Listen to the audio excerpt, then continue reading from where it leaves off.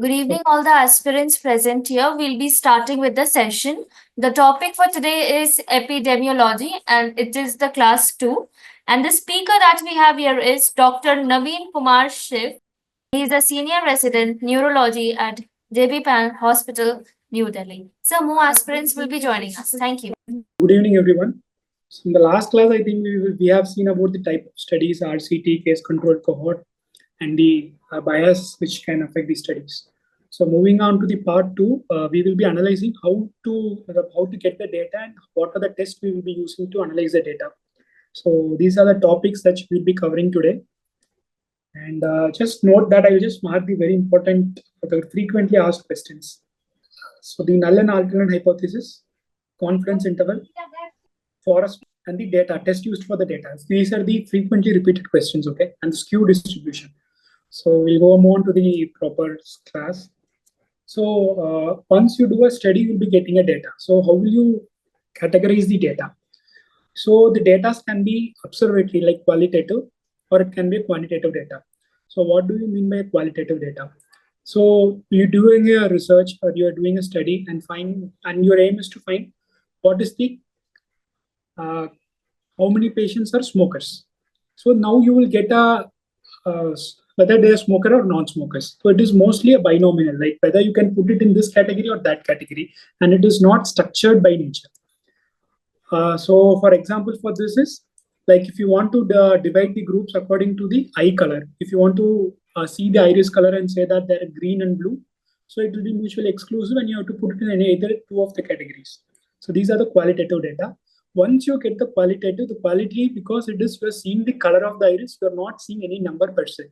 But once you get the data, you will have a data. For example, there will be 50 people population with a green iris, and there will be 20 with blue iris. So though you get number, but the exact variable you are looking is the color, which is a qualitative data. So these are the qualitative data. So once you get, you do divide them into a nominal or a ordinal data. So what is a nominal data? So nominal data is, as I said, it is whether it is male or female, color of the iris. So we're dividing into that. And there is no particular order to divide those data categories. For an ordinal data, you can have scales. A typical example is that you go to a restaurant, they ask you whether you're satisfied, you're not satisfied very much. So there is a level of satisfaction that you will be grading. So that becomes an ordinal data. The quantitative data, you are looking for the number per se. For example, you go to a class and you segregate what is the percentage of the students above 150 centimeters and below 150 centimeters. Once you use that, you are looking for height, which is a number. So that becomes a data, quantitative data. So the discrete data, you can divide them into groups and then you can collect data. Like for example, though the height distribution is continuous, like it starts from maybe 110 centimeter in a class, it can be till 200 centimeters. So it's a continuous data, but you can make that continuous data into discrete data by dividing them into particular groups. For example, you can make 100 to 120 centimeters on particular group, and 120 to 150 on particular group, and 150 to 180 on particular group. The continuous data can be made discrete data by dividing them, but it's okay. So we will just go into the examples of a nominal data. So this is just an example showing that what is the distribution of the population according to the political party supporters. For example, there can be only three. So just for saying it is a US data, whether they are Democrats or Republicans or independent. So either you have to put only the three categories or nothing else, and you are looking whether they are looking into the quality. You are not looking into the number per se, whether they are Democrat or Republican. So this is a categorical nominal data. So what is a categorical ordinal data? So once you classify them according to a particular scale, and again you can see that it may mimic like a discrete data, which is a quantitative data. But the criteria here is that you don't have a well-defined interval between these. You are just arbitrarily assigning those into 5 categories. There is no well-defined intervals between them to define them. So this becomes an ordinal data, and you can get the proportion. With this proportion, you can do further analysis, which we'll be talking later. So the other one is a new discrete data, which I was saying. So you can provide a cutoff. You can see there's a specific intervals of 5. And for each group, you are calculating the number. The percentage of fat is a number. So it is a numerical data, which is a quantitative data. So you're dividing them into a particular definitive groups based on the interval. So once the interval is well defined, you put them into a discrete data, and also think that these discrete data contain zero. Like the quantitative data contains the value zero, absolute zero, meaning that that can be 0% of, though it is hypothetical in this case, it can be zero. So these are the data types. I'm just consolidating it. So once you get the data, it can be a qualitative data or it can be a quantitative data. So the typical examples for qualitative are nominal, which it is marital status. Once you do a survey, married or unmarried, either there can be only two categories, and there is no weld, and it is occurring in nature. High color. So these are some examples of a nominal. Qualitative data, you divide them into a particular groups, but these groups doesn't have a well-defined interval. It is arbitrarily assigned.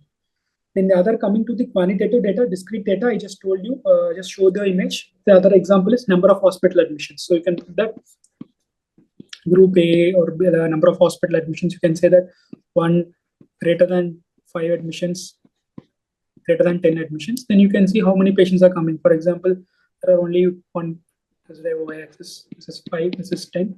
You plot like this, and then you analyze it. So you have a particular well-defined interval that defines the discrete data. Continuous data is blood glucose level. It can be ranging from any value. There is it can be an integer or it can be a decimal points as well. Mostly the discrete data are complete integral. Like it can be a number, it cannot be in decimal. So going to the specific statistical test, see, this table is very important. You will definitely get one or two questions from the test which are used for particular data. So first we will see the continuous data. So for the first, we will take an example. So you're comparing the BP, systolic BP in smokers versus non-smokers. So what will you do is that you take the mean of the systolic BP in the smoker and you compare with the mean of the non-smokers. So since it is normally distributed, systolic blood pressure is a continuous distribution and they are normally distributed. I will be discussing what is the criteria for normal distribution. So once it is normally distributed, you apply an unpaired t-test. You apply an unpaired when there are two independent groups. This is very important, two independent groups. You apply the unpaired t-test. They will not be asking you about the formula, or they will be asking about the particular, what is the value, t value. They will not be asking that. They will just ask you whether you are confident which test is used for what type of data. So two independent is unpaired test. When you are comparing the same groups, for example, you are taking 100 females and you're giving iron tablets, you are comparing the pre and post intervention hemoglobin levels. So you're doing it in the same group. So that becomes a paired t-test. So when you're having more than three groups in the data, continuous, for example, you're dividing the group into three. Okay. So now you can use ANOVA. Okay. This is one of the tests. They will not be asking you about the exact formula, whatever. Just remember it will be ANOVA test use. So when you're having two continuous variables, for example, I'll just show you what are the two continuous. So for example, let us assume this is the, sorry, I'll just check this.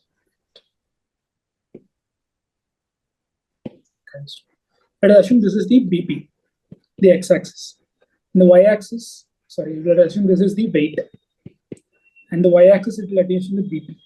So these are two continuous variables. The weight is also a continuous variable. The BP is also a continuous variable. When you are comparing between the relationship between the two variables, then you use a test called as Pearson's correlation. When you think that data is linear, you use a Pearson's correlation. When the data is kind of skewed like this, you use a Spearman's coefficient. Okay, just remember the terms. That's it. They will not be asking you about the formula or we will be discussing about the Pearson's correlation in detail after a while. Just coming back to this. So when you are looking into two continuous variables, you use a Pearson's correlation. So for example, typical example is height versus weight. When you are having for example, a row also I have told you, when that is a non-linear, it is not straight, you do a Spearman's correlation. Example, CRP and ESR. There are some inflammatory where CRP will be too much raised, ESR will not be raised that much. So that when the distribution is not linear, you tend to use a Spearman's coefficient, a row coefficient. There is another test, man-Whitney U. This is a frequently asked question. So for example, when you have a continuous data, but it is not normally distributed, we'll be discussing it later, what is not normal distribution. Then you use a man-Whitney U test for comparing the means, okay? So this is frequently asked question, this Man-Whitney test and this ANOVA. So just make sure that you are just looking into the examples. So continuous variable I have said is. So the Pearson's correlation, when you're using a two continuous variable, I just said, for example, this is the weight and let us assume this is the blood pressure. So you can see that in this curve, the figure A, I just labeled it as, whenever there is a linear relation between the rise in weight and rise in blood pressure. So what we can conclude is that whenever the weight is rising, the chances that BP is also rising. So what is the R value? This is slope. We need to calculate the formula. When R is 1, the correlation is 1. It will be a straight line like this. When it is negative, matlab there will be, whenever the x variable is increasing, the y variable will be decreasing. So this is the example when R is -1. When there is no correlation at all, like the x-axis and the y-axis are not related with each other, then there R is 0.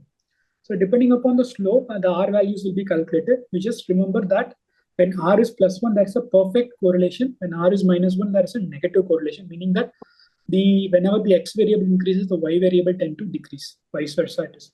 Okay, so this is Pearson's correlation. Just remember R this. So coming to the quantitative data, I was talking about the nominal data. For example, if you want to compare what is the gender distribution between two groups. For example, you see male, you see female, and you just want to, what is in group A, what is the number of females in group A, you want to compare with the sex distribution in group B, you use chi-square test, okay? So how is the chi-square table? I'll just show you the table alone. Just remember the table. So this is a contingency table for a chi-square test. So you know that we are doing it for this in this particular example. What we will do is that we will see how many are HIV positive and HIV negative, male and female. So you form a 4x column, like you have a 2 rows, then you have 4 cells in each. So once you have 4 cells, you have to analyze it. If any of the values is less than 5, then you use another test. Okay. So when all the values are more than 5, so you use a chi-square test. Then if it is less than 5, any of the value in the cells are less than 5, you'll be using a Fisher's exact test. So that is what mentioned here. The frequency is less than 5, use a Fisher's exact test. Okay. So this can be frequently asked, chi-square. Chi-square, you will be comparing between the proportions. For example, you will be putting like this: cancer plus cancer minus, this is smoker plus smoking minus. So you will also again using a chi-square to see the proportion, what proportion of smokers, whether it is significant between the groups, whether smoking is causing cancer or not. So you'll be using chi-square because we are not doing continuous variables. It is kind of categorical. Either they're smoker, either they're non-smokers. So you'll be using these tests. Whenever ordinal, so I told you that ordinal is kind of scale which is not well defined, which is arbitrary. So for example, there is a pain score, you write 1 to 0, like 1 to 10. There's a pain scale 1 to 10. So now you want to see what is the effect of drug A and drug B on the pain score. So now after giving a drug A, you see that the pain is reduced by 50% in group A, and group A it is reduced by only 10%. Now what you will do is that you will use a Man-Whitney U test to see the reduction. So this is again this Man-Whitney can be used when there are non-normal distribution. When the continuous variable, also you can use the Man-Whitney U test. So Man-Whitney U test can be used in two specific locations. So one is a continuous data where the distribution is not normal. And the other one is an ordinal scale, ordinal data. And the ordinal data has same group, like you want to compare between the same group, like the restaurants, you just do a baseline survey about this customer satisfaction. Then you educate about the workers there. Then you redo the study and you see what is the improvement there. Or for example, whatever it is given, what is the heart failure class in which the patients are changing after the treatment. For comparing the same group before and after, so you use the Wilcoxon's signed rank test. It is similar to the PAR-T test, right? PAR-T test in the same group. It is like a PAR-T test. So make sure that you will be definitely tested to the questions. These slide will have the tables, this table and the other table. You will get 1 or 2 questions definitely for your MRCP. Don't forget, you don't remember the formulas, you just remember what test, where it is used. Okay. So just come by summarizing what are the tests. So first you see whether the distributions are, this is categories, okay? This is categorical data. This is a continuous, like I mean continuous again means quantitative data. Like I just write quantitative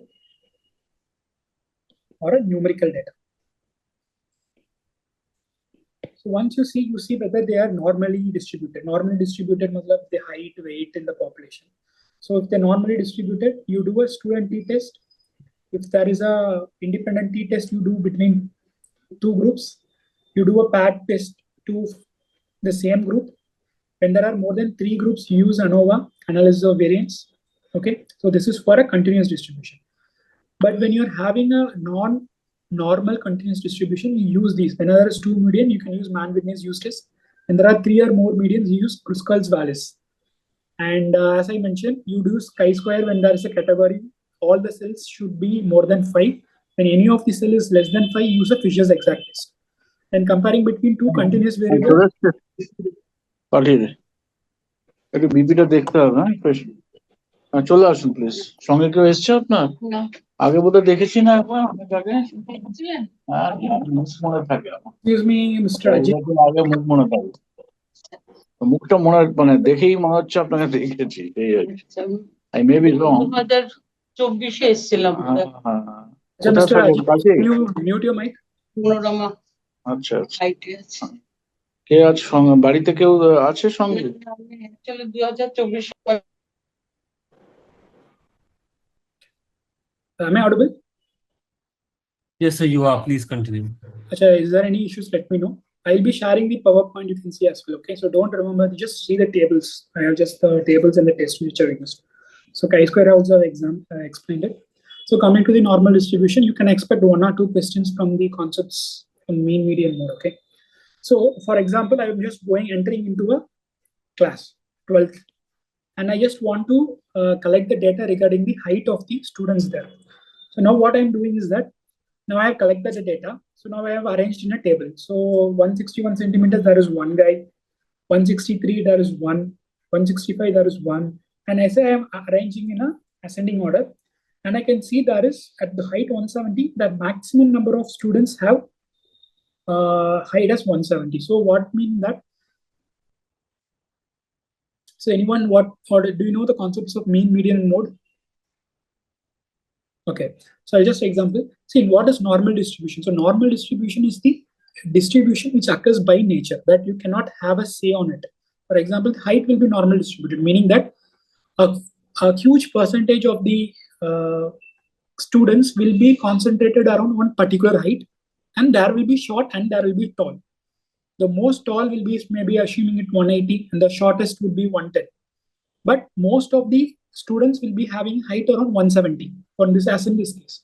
So what do you mean by that is, like, once you plot this as a box plot, sorry, just histogram, you will say that the height 170, there are 6 students, so 7 students, so I'll be just having a bar like 7, and 167, may just giving an example, it is not the same, it is another, just an example I'm giving you. So you will just plot like this. So you can see that maximum students are distributed around this area, this height.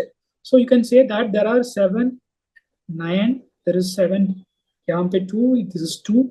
So you can say there are 11 students who have the height between 167 and 172.5.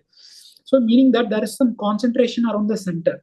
So this is called as what is called measures of central tendency, and we will be seeing what is the measures of deviation.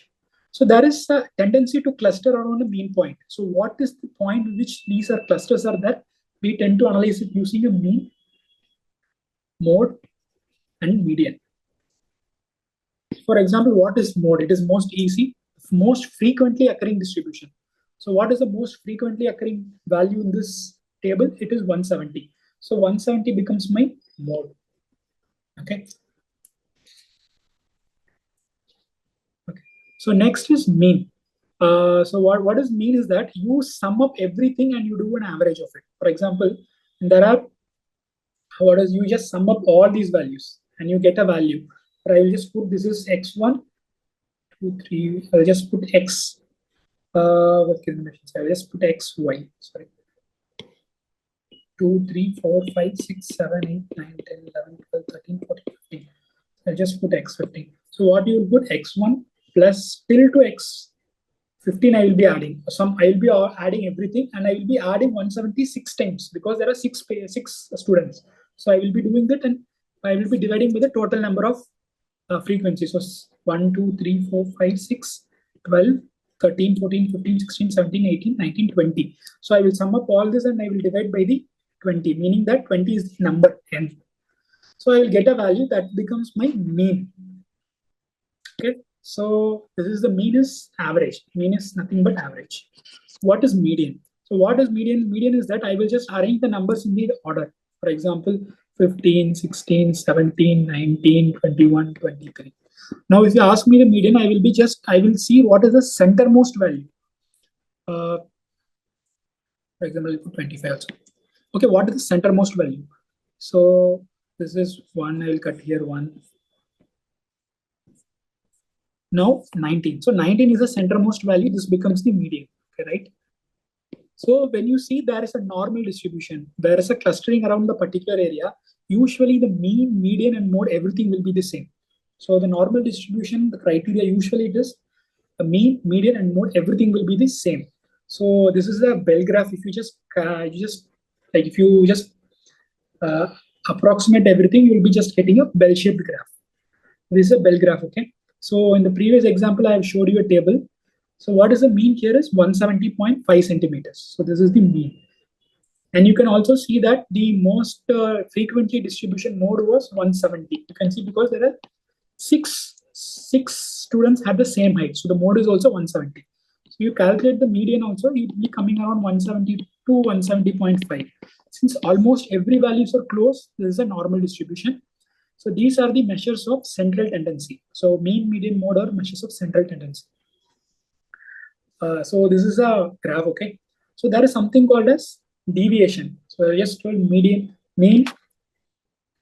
is the average, median is the middle value, mode is the most common value. So median is least affected by outliers and mean is most affected by outliers. For example, suddenly one guy comes in a height of 200, just saying. When you take an average, the mean will get shifted towards the extreme value. So mean is, we cannot rely mean when you think there are too many outliers. Median in the other way, it will not be usually affected by these. And mode is will be never affected by an outlier because most frequent value is the most frequent value. Even a small value in the outlying will not affect the mode, okay? Mode will also not be affected by outliers. So there is another concept. I told you there is a tendency to come to a narrow range. There is something called as measures of dispersion. So what is a measure of dispersion? So you can see that when the graph is bell-shaped normally, 68% of the population will tend to lie within the standard deviation. One standard deviation is on the either side. So standard deviation, there's a formula to calculate it. Once you get a standard deviation, you plot the values, okay? For example, and I showed you the height, which is 170 was the median height. Let us assume the standard deviation is 10. So one standard deviation here side will be 180. The one standard deviation, the negative side will be 160. So if I plot this area, my 68% of the entire population, meaning that 34 here and 34 here, will lie within this range. So if I want to say 160 to 180, 68% of the entire class will be lying within this. So this is the way how to calculate what is the percentage of population that is going to lie between standard deviation. So this is one standard deviation. When you apply two standard deviation, for example, two standard deviation becomes here it will be 190, here it will be 150.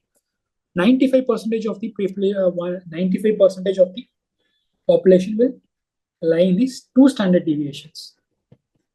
When you put three standard deviations, there will be 99% approximately. These population will tend to lie.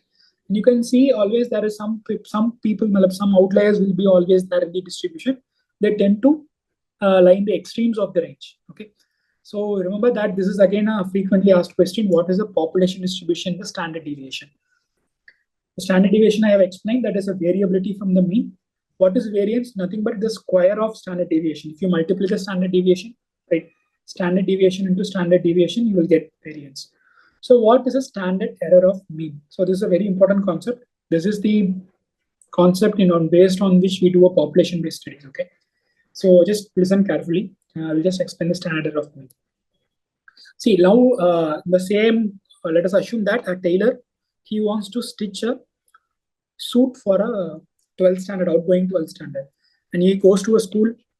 School has 12 standards, 10 sections of 12th standard, and each sections there are around 50 students.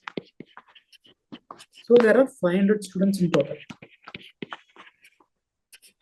Now the tailor cannot go and individually measure everyone's. He just asks the teacher, just say me what is the height of each student. That is enough for me.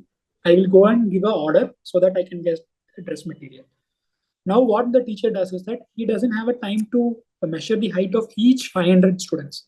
But he's a max teacher. He knows that the height is normally distributed, meaning that whatever the distribution shape of the curve he is going to get. For example, let us assume that section A is the curve is like that, like the median is 170. He knows that since it is normally distributed, the last section, for example, section E in A, for example, section E, this is also going to have a similar distribution. Maybe the mean will be around 171 because he knows that it's normal distribution and it is not going to vary much. So now what he takes the advantages of this concept and he goes and measures only the height of one section, which is section A. And he extrapolates that into, and once he finds the median as 170 centimeter, what he says that he says to the tailor that you give 500, so the height of, you assume that height of the 500 students is 170 centimeter and give the order for dressing material. So now, though this is arbitrarily okay, it's fine. But exactly what is the true value? What will be the true mean value of the height of the entire 500 students? So that is the concept of standard error of mean. For example, this is A. Now there is another student. He is very curious and he goes and measures height of all the 500 students individually. He spends around 12 hours in doing that and he constructs a master table. So this is the normal distribution of the entire school, okay? And he finds out that the 500, n equal to 500 and n equal to 50. So I think you're able to follow me, right? So now he does that and he finds that the mean of the entire school 512 section is 172 centimeters. But section 8 is 170. The maths teacher said it is 170. So you can see there's a difference between the mean. So this is called a standard error of mean. So when we do the population studies, we cannot go into the population, which may be lakh or a million in a particular city, and take BP for everyone and measure, get a mean. So what we do is that we know that BP is going to be normally distributed. So we go into a particular community and just take some 1000 BP and plot a graph with the mean BP of that group. We extrapolate it to the population. So this is how the studies we are doing it. So this is called a standard error of mean. So what this standard error of mean is that what is the difference between the true mean? This is the true mean because the entire school 12th section 500 is included. So it is a true mean. So the true mean of the population is 172. The data, the sample which we have taken one section is 170. So the difference is called as standard error of the mean. So how to decrease the standard error of mean? For example, once you are doing a study, you cannot say that, for example, one guy goes and measures another section and says that the other guy, another curious guy, he just do the section B alone and he finds out that the height is 160, mean height is 160. Now there's a lot of confusion. So now there is a significant difference between the sample mean and the actual true mean of the population. So now how you will be very sure that the mean you are measuring in that particular sample is going to be the exact mean of the population. So that is the concept of standard error of mean. So what exactly I'm going to do is that to find out the true mean, I'm going to increase the sample size. Instead of taking one section which is having 50, I'm going to take all the 10 sections. So now as I'm increasing sample size, I will be reaching the exact true mean. So whenever you're doing a study, you make sure that the sample size is more so that the sample error, the error is 2 here, that is reduced, that you reach a true mean. So as the sample size increases, the standard error of mean decreases. Very important. Frequently might be repeated. Okay. So any doubts till the standard error of mean, just let me know. I can go through. I can redo it again.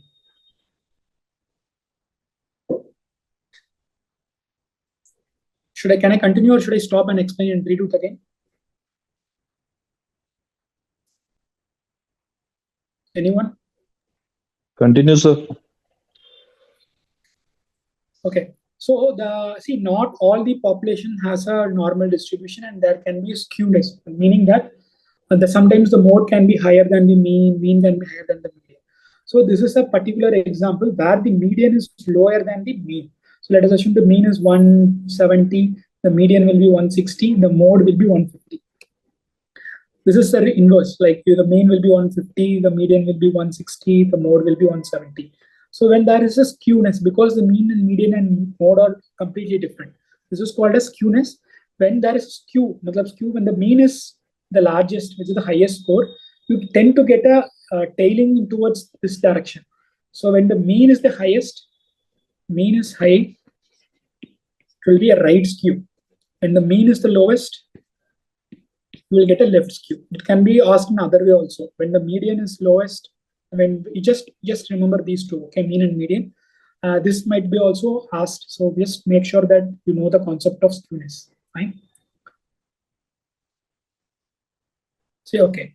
Oh, sorry, this block spot is missing here. Sure, fine. So once you get the normal distribution, there is another way in which you can plot it. For example, let us assume that this is the median. Let us assume that is the BP. Okay, 100, 150, 200. Now you know that there are some 100, n equal to 100. You calculated the median to be 150. Let us assume this is the median. Median is 150. Now there is something called as interquartile range, concept of interquartile range. For example, you have a population. Let us assume this population ascending order from this is A to let us assume that is the minimal value to the maximum value. Now you can divide this. Let us assume this is the median. You can divide this into the 25% will be here. The next 25% will be here. The next 25, that is next 25. You can divide into 4 quartiles. The median will be the centermost of the quartile. So this is Q1, this is Q2, this is Q3, this is Q4. So now what I will do is that I know that I will just do a plot like this. This is Q2. This is the lower value. This is the higher value. This is Q3. Sorry, Q3 will be here. Okay.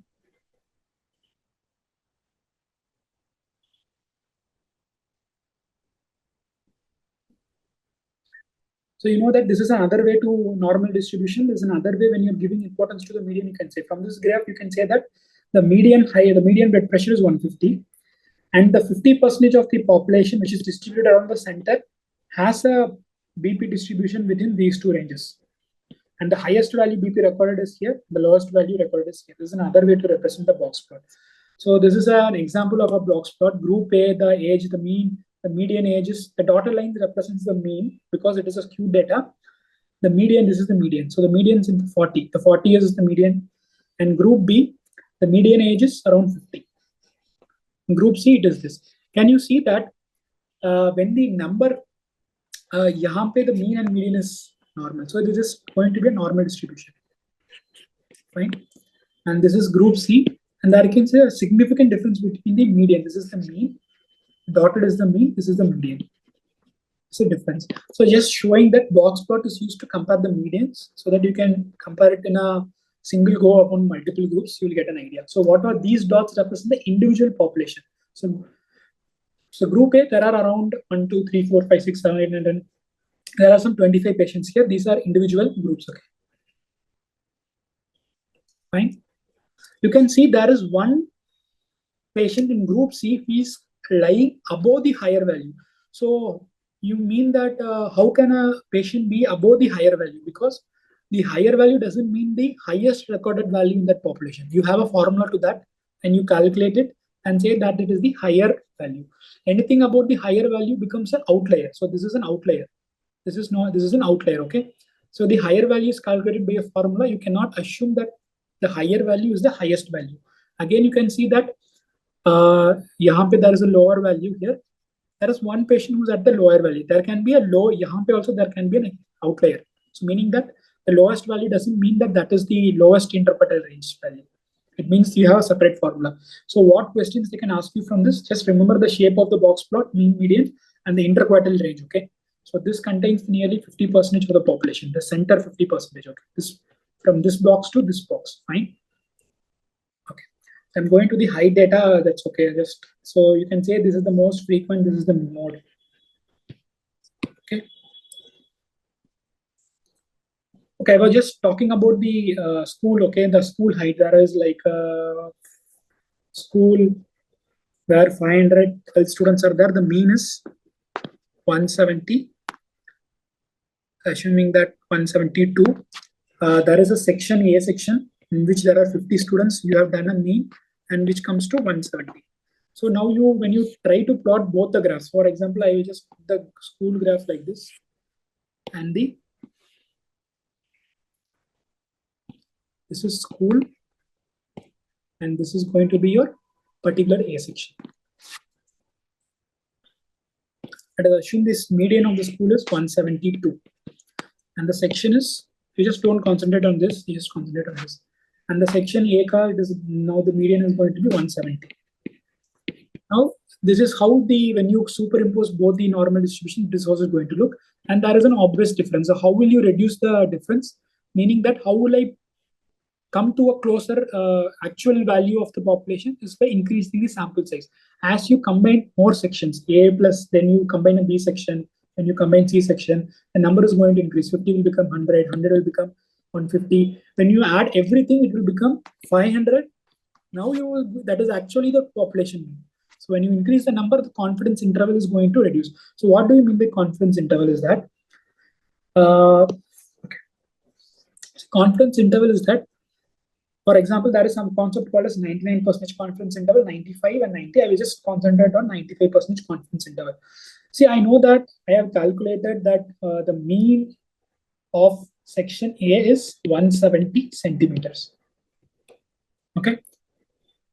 What is the 95% confidence interval is that I will do some formula and then I will say that the range of the mean should be 173, something like this. Now I'm going to give a 95% confidence interval from the data I have got from only one section. So what does this confidence interval is that?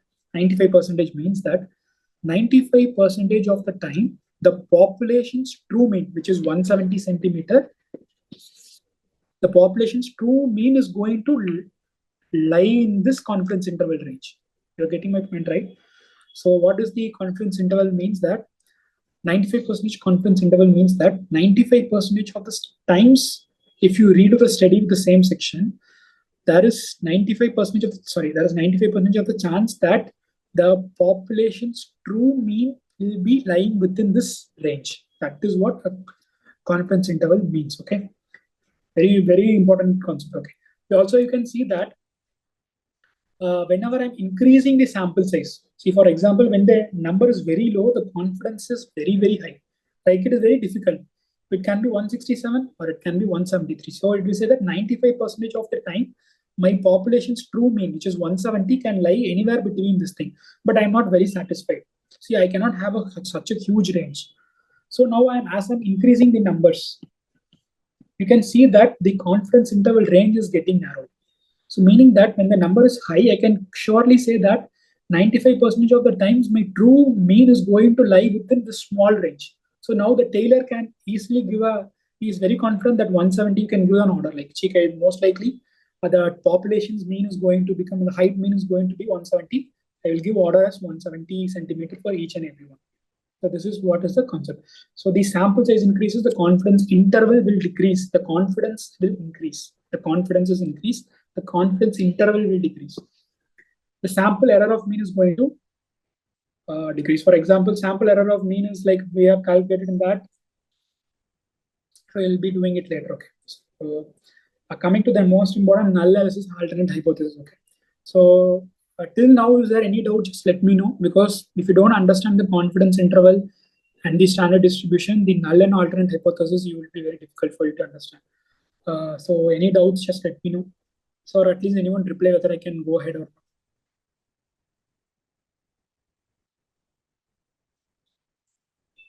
Yes, sir, you can go ahead.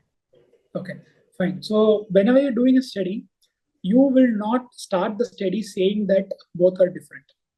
As when a case goes to court, the onus is upon the other to prove that they are guilty. So it is like until proven they are not guilty. So this is how the statistics also works. So once you group a study, you assume that fundamentally there is no difference between the two groups, the two drugs, or whatever the two comparisons you are doing.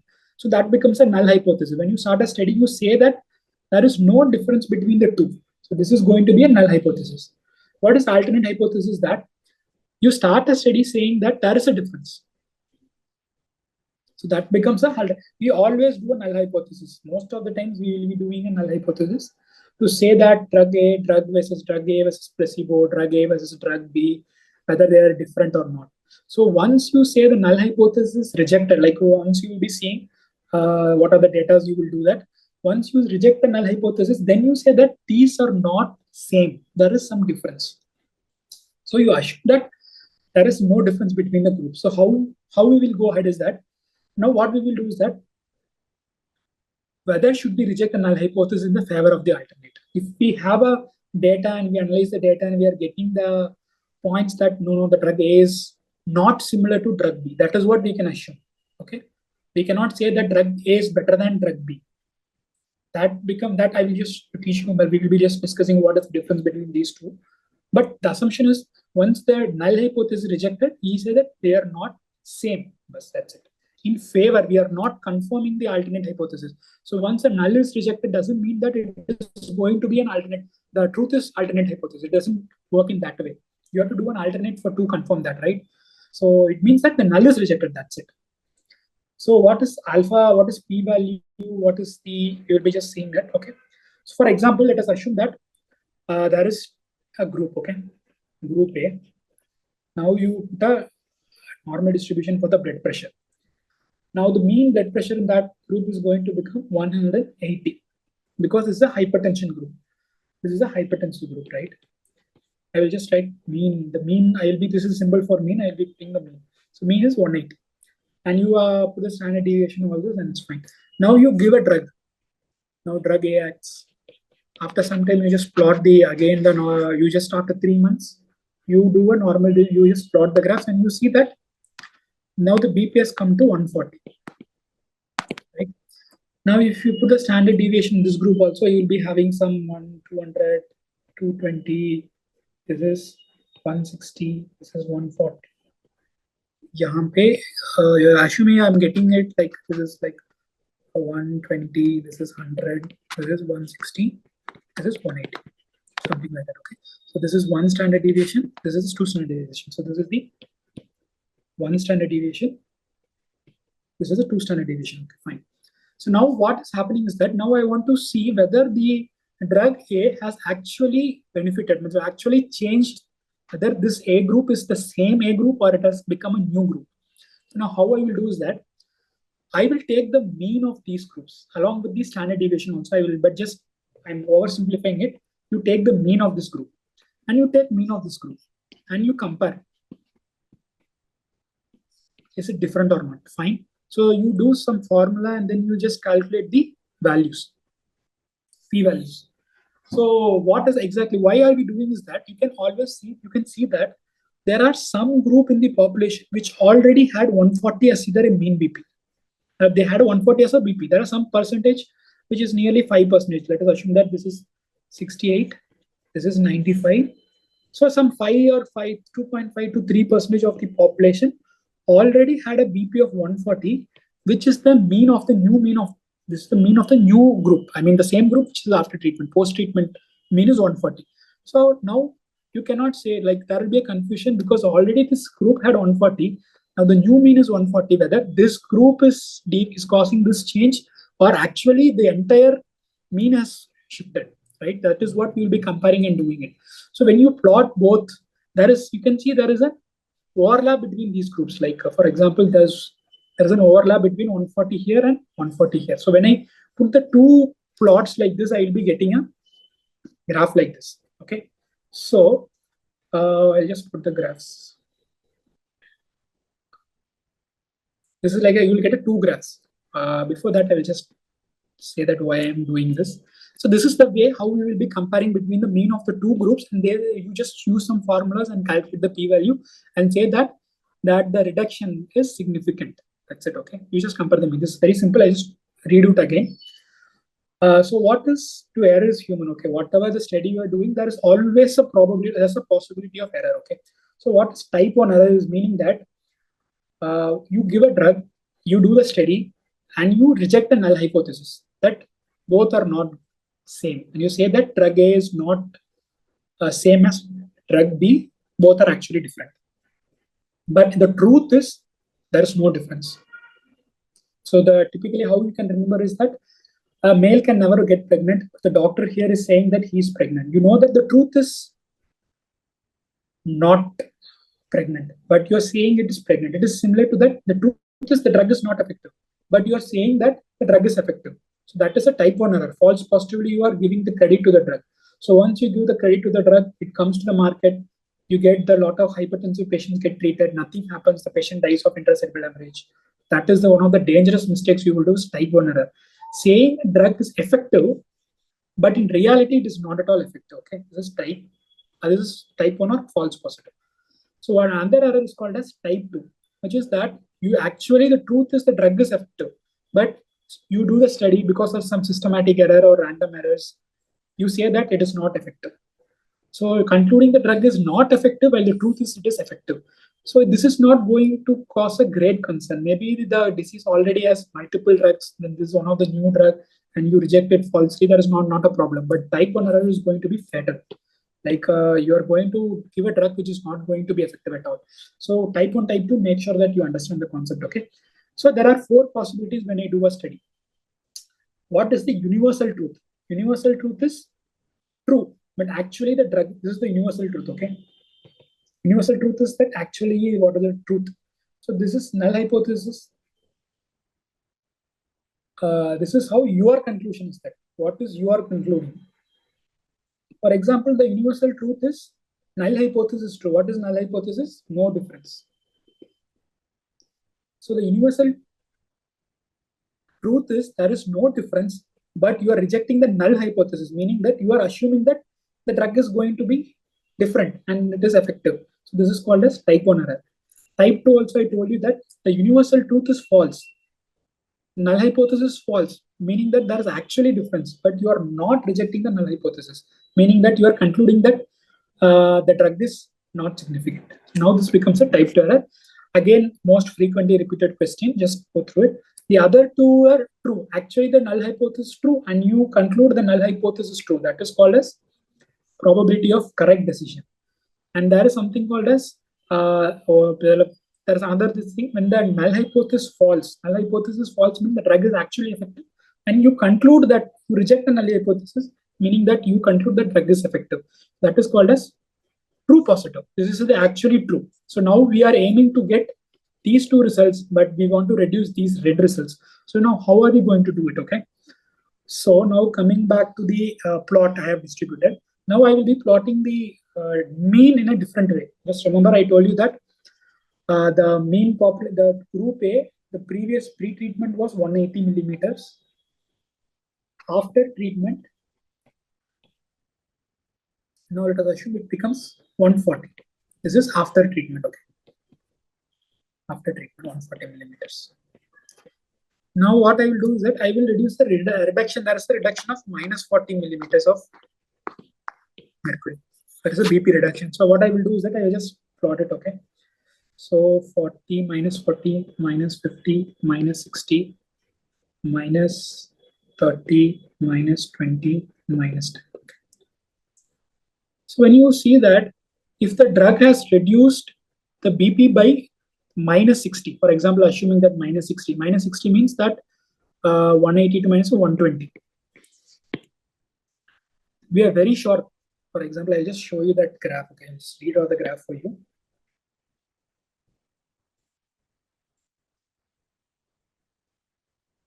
$180, this is 200, 220, 140, 160, sorry, 160, 140. This is pre-treatment.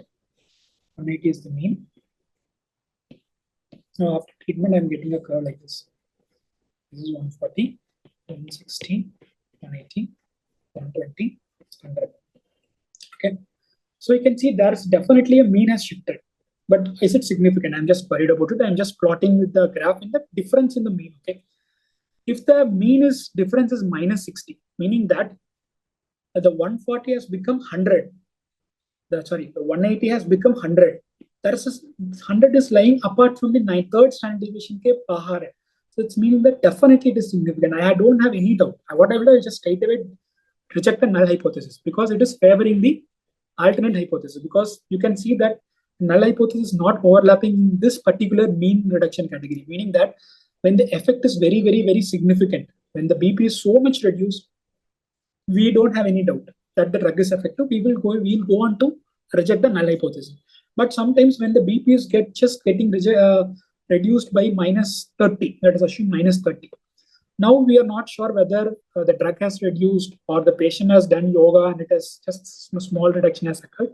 Now there is always a possibility that you will be concluding that as an effective drug, though the difference in the mean reduction is very small, which can be a by chance. By chance is like the patient might have been sleeping previous night very well, or the patient has doing yoga. So because of that, the BP reduction is not significant.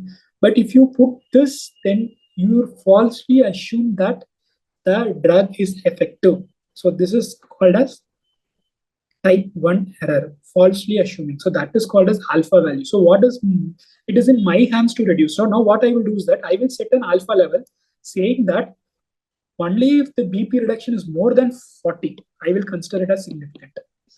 So what I will do is that I will mark the alpha level here as minus 40.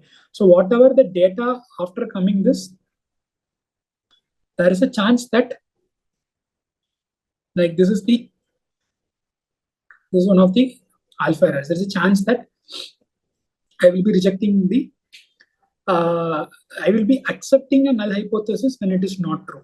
You're getting me? I'll just go to revise the type alpha. Alpha is what I'm setting the alpha value is that there is actually no difference in the drug. The drug is not at all reducing the BP, but you are falsely accepting that you're falsely rejecting the null hypothesis and saying there is a difference. That is actually the drug is effective. So this is the way to differentiate between. Once you prefix the alpha value here at minus 40, you can say that anything above minus 40 is going to be significant. Anything less than 30 is going to be not significant. So this is when you convert this into formula, you will be getting into 0.5, 0.05, 0.003, something like that.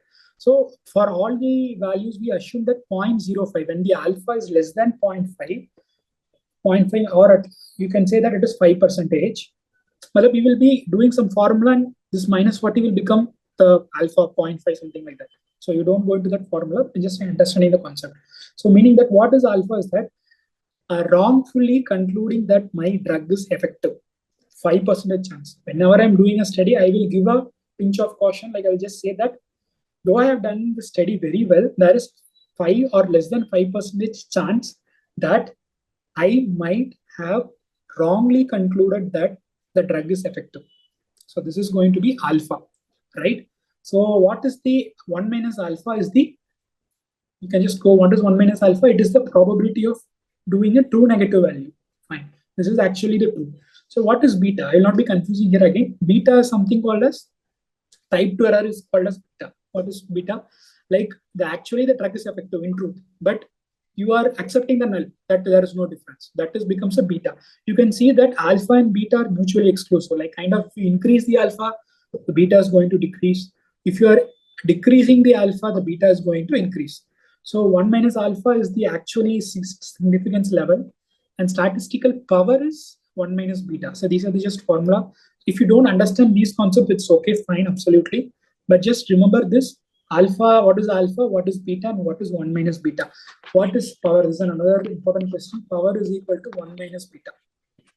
What is the power of the study? They'll be asking what is the power of the study. It is 1 minus beta. So how will you increase the power of study? What I just mean that how will you identify a drug which is actually effective in the study also? Like you have to identify a drug which is actually effective in the population. So that is the major thing we are going to do in the studies. Okay. So that is called as power of the study. Okay. That is the power of the study. Once you increase the sample size, you will increase the power of the study. That is simple, just one point to remember. Increase the sample size, you will get the power because you will uncover what is the truth exactly. Beta is the truth. Sorry, 1 minus beta is the truth. Fine. So there is something called as, see, any doubts in that, or should I re-go? Just give me a go.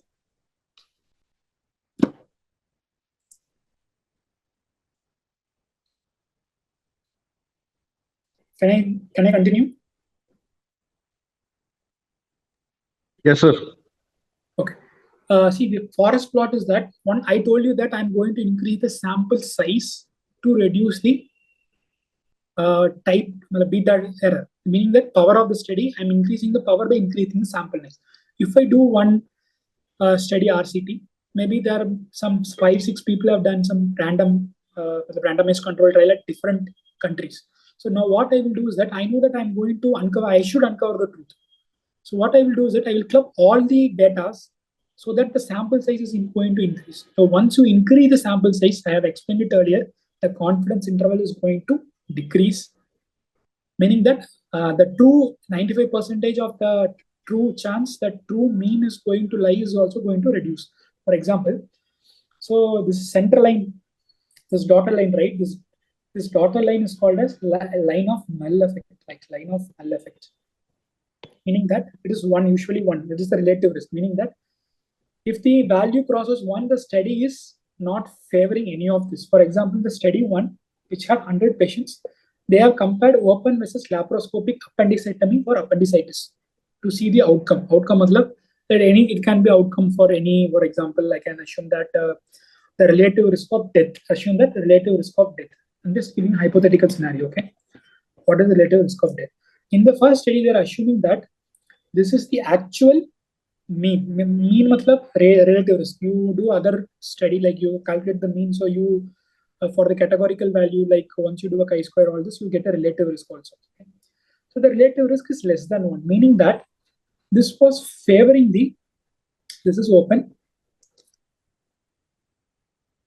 this is laparoscopic, let us assume. So the risk of death was low in open. So meaning you can see that there is this is a risk, this is the value. So if you just dot it and just see it, it is less than 1. So the relative risk, the median, the mean value here, the relative risk is less than 1, meaning that if it is less than 1, you can say that this is the open, because you have put this open, this is open, and this is laparoscopic. So from the study one, what I'm concluding is that from this value, you can see the black dot here. I am assuming that lap is better than, open is better than poly. Open is, sorry, I missed. You conclude that open is better than lap. Hypothetical, just going into the concept of lap or open. But the problem here is you can just see that this is called as a confidence interval. Can you see this extent of this line, the two range? This becomes a 95% of confidence interval. And 95% of the confidence interval is crossing the line 1, meaning that 95% of the times my actual mean is going to lie within this range. So there is a chance that the relative risk sometime can be 1, meaning that there will be no difference. When the relative risk is 1, both the open and the open and the laparoscopic appendicectomy is not going to be different from each other in causing death, because it is crossing the effect of 9-1. So I will not, this study is inconclusive. Be very sure why I'm doing is that though the relative risk of the population is lying less than 1, the 95% confidence interval is crossing 1. So at some point, there's some percentage of times that the relative risk can be still 1, meaning that it will not be favoring both the lab and the open. So this is no, this study is not conclusive. Like it is not favoring open or it is laparoscopic. Be very careful in interpreting the forest plot. It should never cross the line of effect. If you see in that way, you can see here, this is not crossing the one line. And the 95% of confidence interval is lying within this particular range, which is less than 1. So this study also contains a significant number of population. So this, I will interpret this study as, yes, this study says that the relative risk of death is lower in the open appendicectomy. Yes, this is a significant study because, similarly, this is also significant because this study is favoring laparoscopic. It is saying that laparoscopic appendicectomy will reduce the risk of death because it is far away from the line, effect null line, and you can see the 95% confidence interval is also away from the line. In similar way, you have to analyze it. So also you can see that there is another way to look into the graph also. You can see that this is a big square, okay? So when the number is increasing, the size of the square is also going to increase, which is a small population, 100, so it is a small black square. It is 1,000, it is going to be a small. Now also you can see that, and another observation you can see in this study is in this forest plot is that the confidence interval I was saying you that it will be narrow when the population is less. For example, this study had a population of 1,000. You can see that the 95% confidence interval is very narrow. This is very small. But when you see the another study, which is having a very less number of population, the 95% confidence interval is so huge. It is even crossing the null line, like crossing 1, and the study is inconclusive. So when I club every population, when the entire, like it will be around 2,000. Now the combined is something around 2,000. You can see that the 95% confidence interval represented in the diagonal, like you can see the diagonal. This is the 95% confidence interval. I'll just show you this. Is even more smaller than this, the study number 5. So when you increase the study size, the confidence interval will reduce. And now this combining so many data, now it is very clear that the open surgery is better than laparoscopic appendicectomy, and the truth is uncovered. What is the truth? 1 minus beta. So the power is increased by increasing the number of, you're pooling the studies, you're increasing the power of the study, you're reducing the beta error, and you are decreasing the confidence interval. This is very, very important. Just remember the concepts, okay? So when larger sample size, the sample error of mean is that what is the error, how much the magnitude, the true mean is deviating from the study mean is deviating from the actual mean. For example, if the 172 is the actual mean of the population, and you are calculating it to be 170 in your data, in your sample, the sample error of mean is 2. You just minus it to 2. So once you're increasing the sample size, now this 2 will become 1. When it becomes 1, then the range is also going to decrease. Now you can write it as 169 to 171, the 95% confidence interval. So this is very important to remember, and improves the precision of the meaning. There is a new term, precision. I will be talking it later. So just bear with me. There's only another, maybe a few slides I just completed. So how will you reduce the beta error? Increase the sample size, increase the effect size. What is the effect size is that instead of giving a smaller dose, just give away the higher dose, so that if it is actually working, you will know it. So that is what it is just mentioned.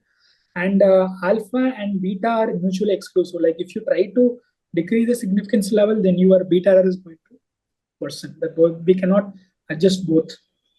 So what is accuracy versus precision? What is accuracy means that if the actual blood sugar value is 100, and the machine also gives the value as 100, it is accurate. Okay. If the actual value is 100, but the machine gives value as 92, then it is not accurate. That is accuracy. So accuracy means that you have to hit it in the bullseye. Bullseye means what are the intended actual value is going to become.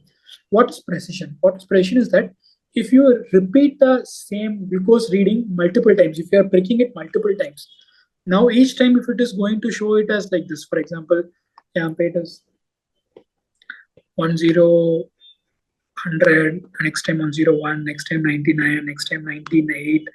Now this is very precise. Precise matlab it is coming to the same value.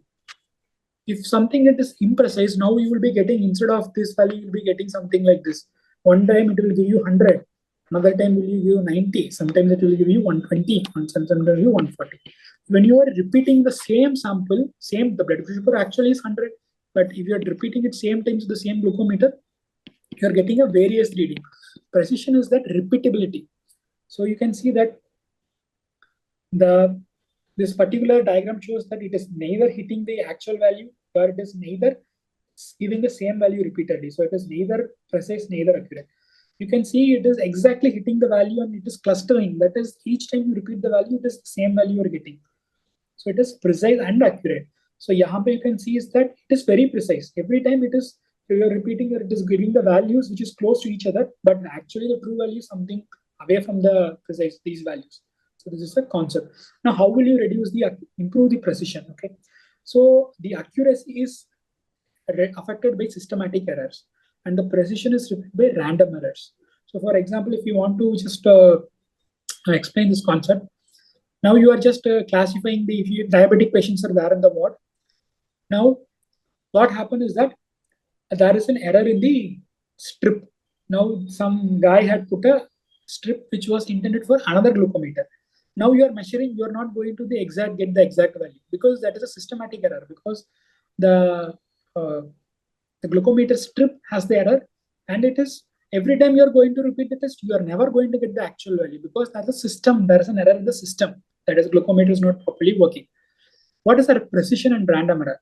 Now you asked, there are 3 interns. You ask the first intern to go and check the glucose. He checks in the fingertip and he says that it is 100. The next intern goes and just checks in the fingertip, but he just checks the capillary ooze and he says it is 70. The third intern goes and he does wherever the glucose dextrose is going, he checks there and he says 300. This is a random errors. So how the random error precision affects the random errors? Okay, just remember it. So that is I'm just ending the presentation in another 5-7 minutes. Just remember, the important concept is called as number needed to treat. So make sure that you cement this concept very well. Okay.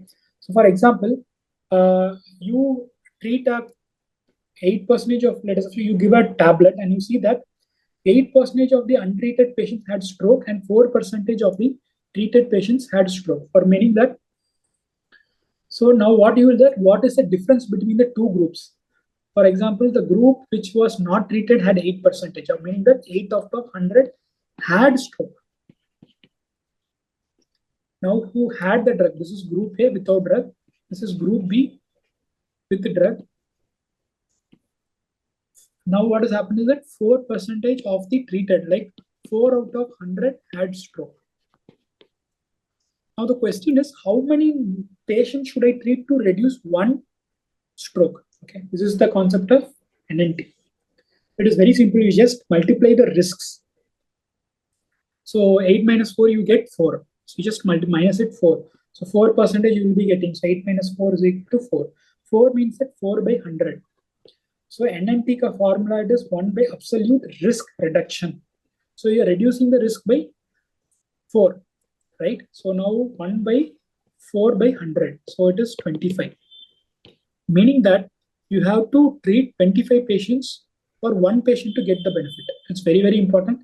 If the NNT number is 2, example I'm giving NNT is 2, meaning that every 2 patients, one will get benefited, meaning the drug is extremely effective. Okay. If the NNT is 1000, meaning that you have to treat 1000 patients to achieve one clinical effect. So it is not very significant. Okay. So NNT ka formula, just remember, the absolute risk reduction I have already covered in the previous statistics class. It is similar to NNH is number needed to harm. They will not be asking, it is the inversion of that number needed to harm.